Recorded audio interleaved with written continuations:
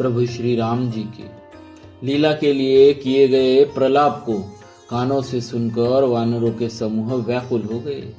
इतने में ही हनुमान जी आ गए। जय श्री राम।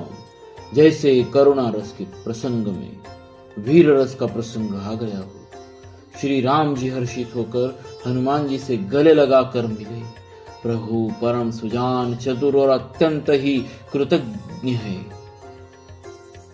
तब वैद्य सुषेण ने तुरंत उपाय किया, जिससे लक्ष्मण जी हर्षित होकर उठ बैठे।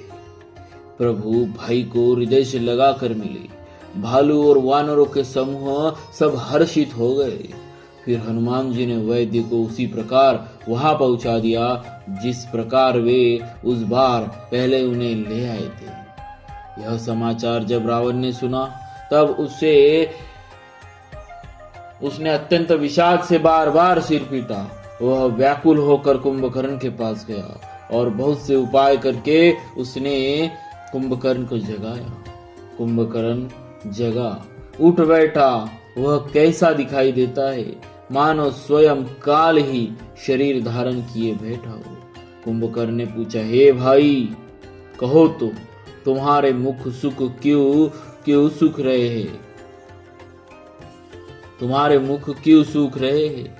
उस अभिमानी रावण ने उससे जिस प्रकार से वह सीता माता को हर लाया था, तब से अब तक की सारी कथा कही। फिर कहा, हे तात, वानरों ने सब राक्षस मार डाले, बड़े बड़े योद्धाओं का भी संहार कर डाला।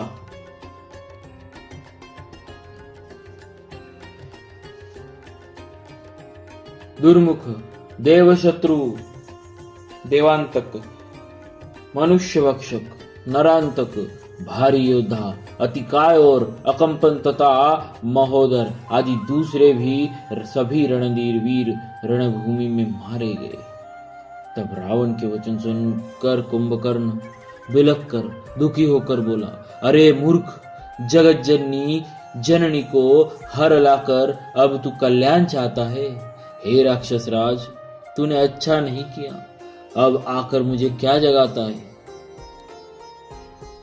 हे तात, अब भी अभिमान छोड़कर श्री राम जी को भजो तो कल्याण होगा। हे रावण, जिसके हनुमान सरी के सेवक है, वे श्री रघुनाथ जी क्या मनुष्य है? हाय भाई, तूने बुरा किया जो पहले ही आकर मुझे यह हाल नहीं सुनाया। हे स्वामी, तुमने उस परम देवता का विरोध किया जिसके शिव, ब्रह्मा आदि देवता सेवक है। नारद मुनि ने मुझे जो ज्ञान कहा था वह मैं तुझसे कहता हूँ, पर अब तो समय जाता रहा। हे भाई, अब तो अंतिम बार अखबार भरकर मुझसे मिल ले। मैं जाकर अपने नेत्र सफल करूं, तीनों तापों को छुड़ाने वाले श्याम शरीर कमल नेत्र श्री राम जी के जाकर दर्शन करूं। श्री राम जी के रूप और गुणों को स्मरण करके वह एक क्षण के लिए प्रेम में मग्न हो गया। फिर रावण ने करोड़ों घड़े मदिरा और अनेकों भैंसे मंगवाए। भैंसे खाकर और मदिरा पीकर वह वज्रघात, बिजली गिरने के समान गरजा, मद से चूर, रण के उत्साह से पूर्ण। कुंभकर्ण किला छोड़कर चला, सेना भी साथ नहीं ली। उसे देखकर विभीषण जी आगे आए और उसके चरणों पर गिरकर अपना नाम सुनाया। छोटे भाई को उठाकर उसने हृदय से लगा लिया और श्री रघुनाथ जी का भक्त जानकर वे उसके मन को प्रिय लगे। विभीषण जी ने कहा, हे तात, परम हितकर सलाह एवं विचार कहने पर रावण ने मुझे लात मारी। उसी ग्लानि के मारे मैं श्री रघुनाथ जी के पास चला आया। दीन देखकर प्रभु के मन को मैं बहुत प्रिय लगा। कुंभकर्ण ने कहा, हे पुत्र सुन, रावण तो काल के वश हो गया है, उसके सिर पर मृत्यु नाच रही है। वह क्या अब उत्तम शिक्षा मान सकता है? हे विभीषण, तू धन्य है, धन्य है, धन्य है। हे तात, तू राक्षस कुल का भूषण हो गया। हे भाई, तूने अपने कुल को देदीप्यमान कर दिया। जो शोभा और सुख के समुद्र श्री राम जी को भजा। मन, वचन और कर्म से कपट छोड़कर रणधीर श्री राम जी का भजन करना। हे भाई, मैं काल मृत्यु के वश हो गया हूँ, मुझे अपना पराया नहीं सूझता, इसीलिए अब तुम जाओ।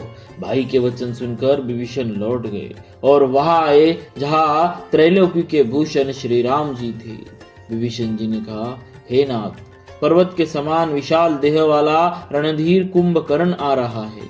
वानरों ने जब कानों से इतना सुना तब वे बलवान किलकिलाकर हर्षध्वनि करके दौड़े, वृक्ष और पर्वत उखाड़कर उठा लिए और क्रोध से दांत कटकटाकर उन्हें उसके ऊपर ढालने लगे। रीछ वानर एक एक बार में ही करोड़ों पहाड़ों के शिखरों से उस पर प्रहार करते हैं, परंतु इससे न तो उसका मन ही मुड़ा, न विचलित हुआ और न ही शरीर ही टाले टला। जैसे मदार के फलों की मार से हाथी पर कुछ भी असर नहीं होता। तब हनुमान जी ने उसे घूसा मारा, जिससे वह व्याकुल होकर पृथ्वी पर गिर पड़ा और सिर पीटने लगा। फिर उसने उठकर हनुमान जी को मारा, वे चक्कर खाकर तुरंत ही पृथ्वी पर गिर पड़े।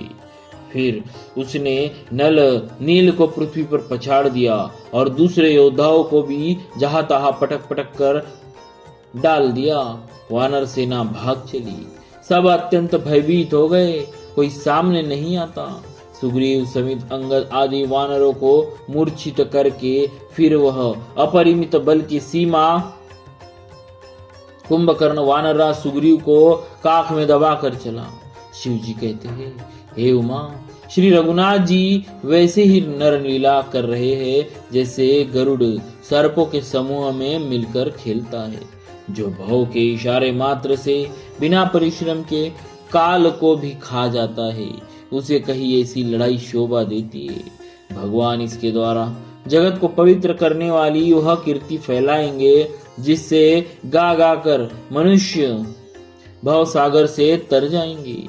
मूर्छा जाती रही। तब मारुति हनुमान जी जागे और फिर वे सुग्रीव जी को खोजने लगे। सुग्रीव जी की भी मूर्छा दूर हो गई। तब वे मुर्दे से होकर खिसक गए, काख से नीचे गिर पड़े। कुंभकर्ण ने उनको मृत्यु जाना। उन्होंने कुंभकर्ण के नाक कान दांतों से काट लिए और फिर गरज कर आकाश की ओर चले। तब कुंभकर्ण ने जाना, उसने सुग्रीव का पैर पकड़कर उनको पृथ्वी पर पछाड़ दिया। फिर सुग्रीव ने बड़ी फुर्ती से उठकर उनको मारा। तब बलवान सुग्रीव प्रभु के पास आए और बोले, कृपा निदान प्रभु की जय हो, जय हो, जय हो। नाक कान काटे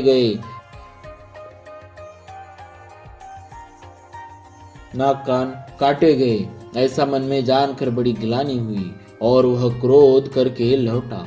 एक तो वह स्वभाव आकृति ही से ही भयंकर था और फिर बिना नाक कान के होने से और भी भयानक हो गया। उसे देखते ही वानरों की सेना में भय उत्पन्न हो गया।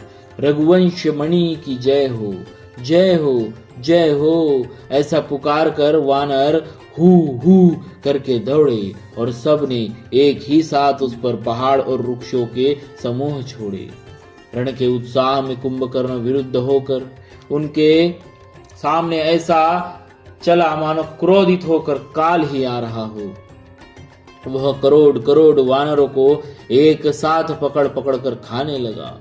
वे उसके मुंह में इस तरह घुसने लगे मानो पर्वत की गुफा में टिड्डियां समा रही हो। बोलिए श्री सीताराम जी महाराज की जय। भक्तवत्सल भगवान।